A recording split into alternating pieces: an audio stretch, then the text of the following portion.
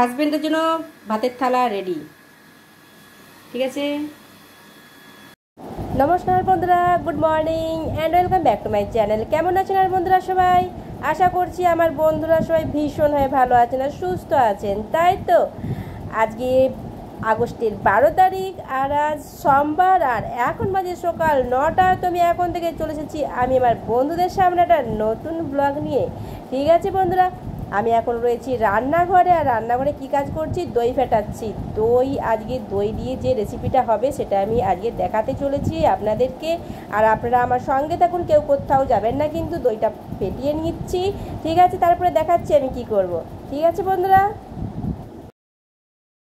মাছটাকে আমি নুন আর হলুদ মাখিয়ে রেখে দিয়েছি, আর এটা হচ্ছে ইলিশ মাছ। আর দইটা তো ফেটিয়ে রাখলাম, আমি দেখালাম আপনাদের। আমি বানাবো দই ইলিশ, আর কি কি দেবো সেটা আমি রান্না করতে করতে আপনাদের সাথে শেয়ার করব। ঠিক আছে, এই রান্নাটা তো পুরোটাই সরষের তেলে হবে। ইলিশ মাছ মানে সরষের তেল না দিলে কিন্তু ভালো লাগে না, তাই না? একটু বেশি করে আমি দিলাম, খুব বেশি কিন্তু দিইনি। কালো জিরেটা দিয়ে দিচ্ছি। আর কালো জিরেটা একটু ভাজা ভাজা মতো হবে, কারণ কালো জিরে একটু ভাজলে কিন্তু তার সেন্টটা কিন্তু খুব ভালো উঠে, তবেই রান্নার সেন্ট ভালো হয়, টেস্টও ভালো হয়, বুঝেছেন তো? তো যাই হোক, কালো জিরেটা ভাজা হয়ে গেছে।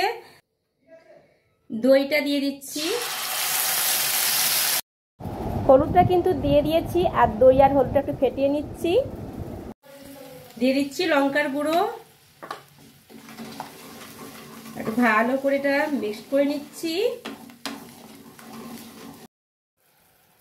কয়েকটা কাঁচা লঙ্কা দিয়ে দিচ্ছি। কাঁচা লঙ্কাটা পরে দিলেও হবে, কিন্তু আমি এখন দিয়ে দিলাম, কোনো অসুবিধে নেই।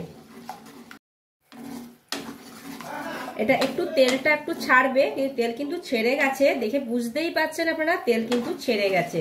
ঠিক আছে, আর মশলা কিন্তু আমি কিছুই দিলাম না, শুধু দই দিয়েই আমি এই দই ইলিশটা বানাচ্ছি। তো যাই হোক, আমি একটু জল দিয়ে দিচ্ছি,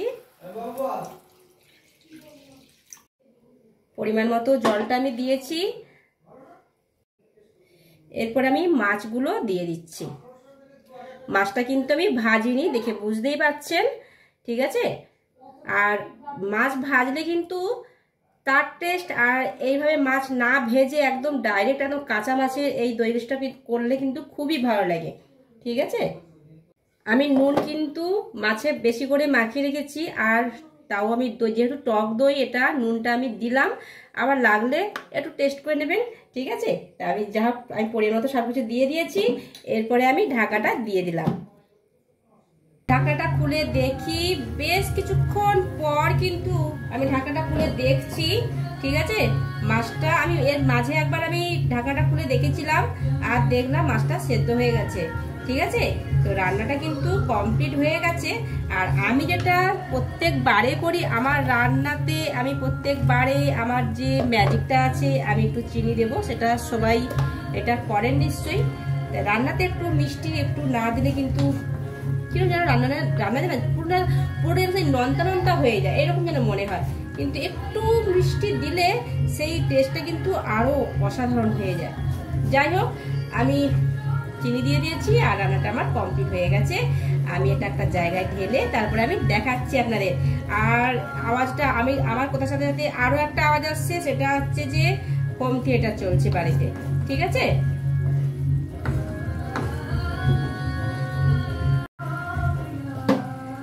আমি এটা আর একটু ঢাকা দিয়ে দিলাম, আর গ্যাসটা বন্ধ করে দিলাম। এটা কিছুক্ষণ এরকম থাক। বন্ধুরা, দই ইলিশ রেডি।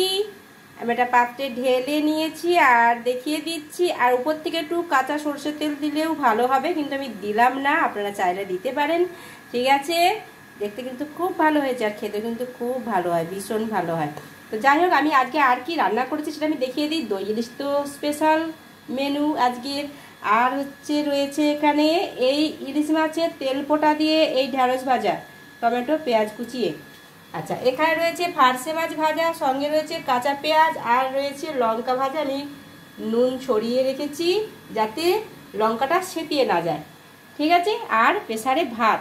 আর এইখানে দুটো বড় বড় কাঁসার থালা রেডি। আমি এই যে ভাত বাড়বো, পরিবেশন করব। ঠিক আছে, ভাত বাড়বো, পরিবেশন করব। কি বলছি!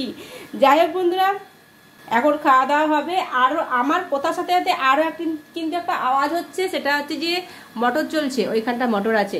আর বাইরের পরিবেশটা দেখুন, না বৃষ্টি না রোদ, কিরকম গুমোট হয়ে আছে, এইভাবে একদম ভালো লাগছে না। তো ঠিক আছে বন্ধুরা, আজকের মতো এই পর্যন্তই থাক কেমন। আর আপনারা ভালো থাকবেন, সুস্থ থাকবেন, সবসময় হাসি খুশি থাকবেন আর আনন্দে থাকবেন। তো আজকের মতো টাটা বন্ধুরা, টাটা।